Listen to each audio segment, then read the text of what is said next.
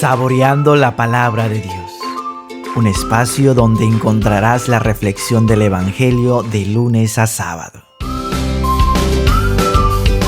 ¿Qué tal, mis queridos hermanos y hermanas en Cristo Jesús? ¿Cómo se encuentran el día de hoy 4 de enero del 2024? El Evangelio de San Juan, capítulo 1, versículos del 35 al 42, nos vuelve a presentar a Juan el Bautista. Juan el Bautista es el que señala y dice: este es el Cordero de Dios, refiriéndose a nuestro Señor Jesucristo. Pero, a diferencia de la lectura de ayer, hoy está con dos de sus discípulos. Y a propósito señala a Jesús y dice: es el Cordero de Dios. El Cordero de Dios tiene un significado grande en la Biblia y de manera especial en el Antiguo Testamento, porque el Cordero de Dios es el que va a liberar, es el que se va a sacrificar para la redención de la humanidad, es el que viene a salvar al pueblo de Dios, es el ungido de Dios, el Mesías. Por eso los discípulos logran entender lo que Juan les está diciendo, porque eran sus discípulos. Juan ya les había explicado quién iba a ser el Cordero de Dios y qué implica ser el Cordero de Dios.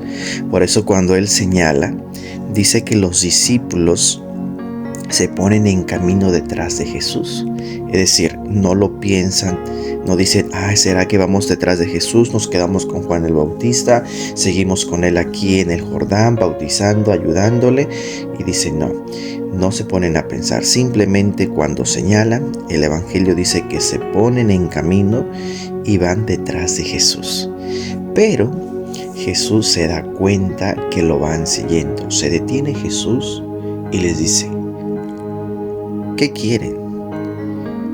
Ellos no contestan la pregunta de Jesús: ¿qué es lo que quieren? Más bien, ellos le hacen una pregunta a Jesús: ¿dónde vives? Jesús dice: vengan y lo verán. Y dice que los discípulos se fueron con Jesús y se especifica que eran las 4 de la tarde. No sabemos a dónde los llevó. No dice el Evangelio dónde les dijo que vivía. Simplemente Jesús les dijo: vengan y lo verán. No sabemos dónde llevó Jesús a sus discípulos, pero lo que sí podemos decir es que esa experiencia, ese encuentro, ese momento marcó profundamente a estos dos discípulos. Tanto es así que el evangelista dice que eran las 4 de la tarde. En el Evangelio, en la Biblia de manera especial, cuando hace alusión a la hora, es para especificar un hecho importante en la vida de esas personas. Por eso podemos corroborar que esa experiencia de estos primeros dos discípulos de Jesús marcaron profundamente su vida, y desde ese momento decidieron seguir al Señor y no apartarse del Señor. Esta experiencia es la que vivimos todos nosotros. Cuando nos hemos encontrado con el Maestro, ha marcado profundamente nuestra vida, y desde ese momento no nos hemos alejado del Señor.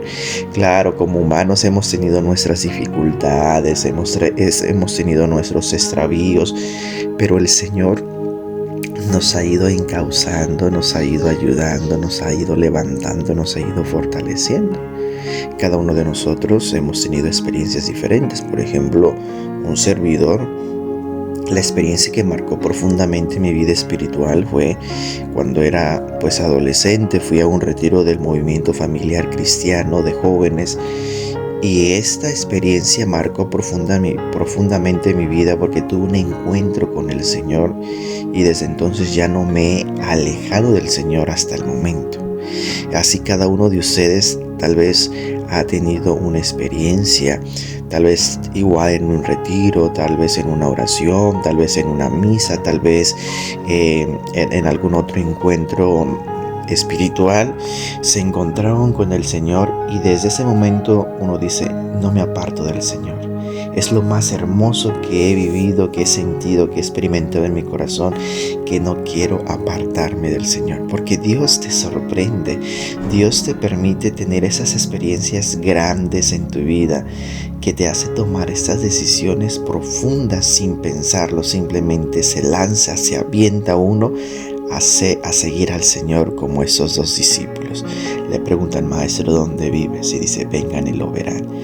Y eran las 4 de la tarde, es decir, fue una experiencia inolvidable para ellos, que nunca se apartaron del Señor. Y desde entonces se hicieron discípulos de nuestro Señor Jesucristo.